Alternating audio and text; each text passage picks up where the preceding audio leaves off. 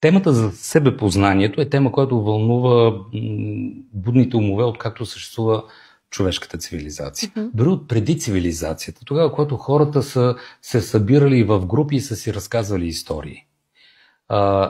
Един от пътищата да познаем себе си, пак от хиляди години насам, това е да изследваме движението на небесните тела.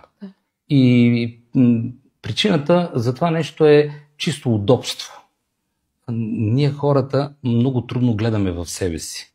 Много по-лесно е да насочим поглед далеч от нас и колкото по-далече, толкова по-добре, защото сягаш ни се струва, че тогава вината за нещо, което правим или не правим, ще е по-малка. Ако виновника е някъде далече в небето. Пропускаме да отбележим, че всъщност небесните тела нямат представа от нашето съществуване. Ние сме ги натоварили с тази роля, с тази задача да бъдат отговорни за нашите решения.